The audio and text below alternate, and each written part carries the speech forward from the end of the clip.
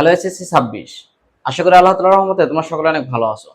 তোমরা যারা এবছর 26-27 শিক্ষাবর্ষে প্যারামেডিক্যাল কোর্সে ভর্তি হতে চাচ্ছ তাদের জন্য আজকের এই ভিডিওটি। যারা এবছর প্যারামেডিক্যালে ভর্তি হতে চাচ্ছ, প্যারামেডিক্যাল সম্পর্কে আজকে আমি তোমাদের সকল ধারণা দেওয়ার চেষ্টা করব। প্যারামেডিক্যালে ভর্তি হতে তোমার কত জিপিএ লাগবে এবং কত মার্ক পেলে তুমি প্যারামেডিক্যালে চান্স পাবে এবং প্যারামেডিক্যালে তোমার ভর্তি পরীক্ষা কত তারিখ অনুষ্ঠিত হতে পারে। এবং যদি আজকের এই ভিডিওটি তোমার ভালো লেগে থাকে অবশ্যই কিন্তু আমার ইডুম্যাজিশিয়ান ইউটিউব চ্যানেলটা সাবস্ক্রাইব করে রাখবে এবং ফেসবুক পেজটা ফলো দিয়ে রাখবে। তাহলে চলো আজকে আমরা প্যারামেডিক্যাল সম্পর্কে সকল কিছু জানার চেষ্টা করি। দেখো, প্যারামেডিক্যালে তোমার কি টোটাল আইএসটি আর ম্যাথস দুটো শাখা আছে। এখানে তুমি কি ভর্তি হতে পারবে। এটা কিন্তু ডিপ্লোমা, ঠিক আছে, 4 বছরের কোর্স।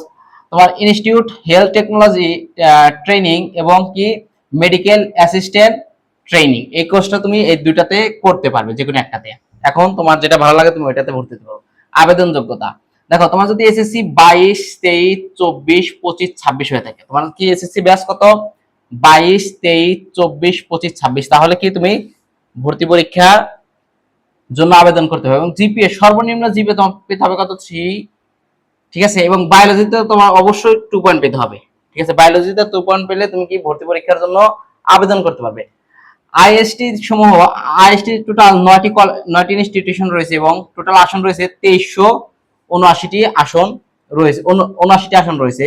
এবং দেখো তোমার এখানে কি কি কোর্স রয়েছে, ল্যাবরেটরি টেকনোলজি, তারপরে রেডিওলজি অ্যান্ড ইমেজিং টেকনোলজি, তারপরে রয়েছে ডেন্টাল টেকনোলজি, ফার্মেসি টেকনোলজি, এগুলো টেকনোলজিতে তুমি কি ভর্তি হতে পারবে। তারপরে ফিজিওথেরাপি টেকনোলজি, তারপরে অপারেশন থিয়েটার টেকনোলজি এবং এনেস্থেশিয়া টেকনোলজি ও ওটিএ এবং আইসিএ, এই কোর্সগুলো তোমার কি তুমি আইএসটির আন্ডারে থেকে করতে পারবে।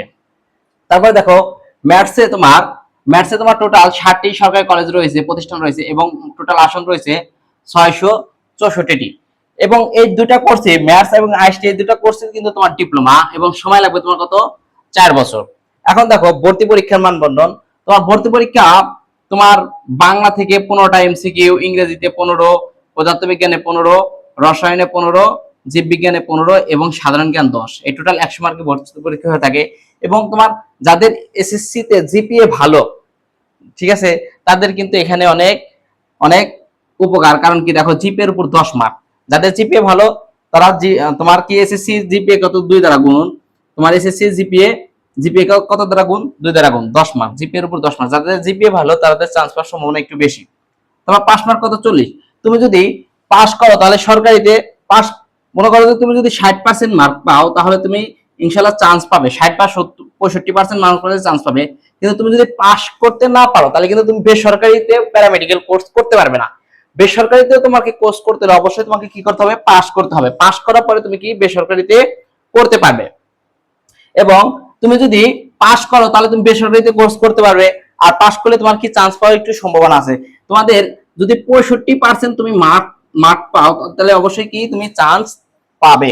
এখন দেখো, তোমার যেহেতু তোমার এই প্যারামেডিক্যাল কোর্সটা সম্পূর্ণ তোমার কি ডাক্তারি কোর্স, এখানে কিন্তু তুমি ডাক্তারদের সাথে থাকার একটা সুযোগ পাবে। এবং বর্তমানে যে শিক্ষা ব্যবস্থা, এখানে ডাক্তারি পেশার সাথে জড়িত থাকা তাদের অনেক বড় একটা সুবিধা, ঠিক আছে। তাই যারা প্যারামেডিক্যাল করতে যাচ্ছ অবশ্যই আমি বলবো তোমরা প্যারামেডিক্যাল কোর্সটা করো, কারণ এটা অনেক ভালো।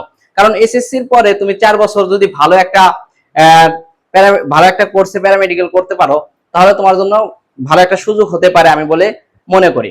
আর ভিডিওটা যদি ভালো লাগে অবশ্যই কিন্তু আমার ইউটিউব চ্যানেল ইডুম্যাজিশিয়ান সাবস্ক্রাইব করে যাবে এবং পেজটা ফলো দিয়ে রাখবে। আসসালামু আলাইকুম, ধন্যবাদ।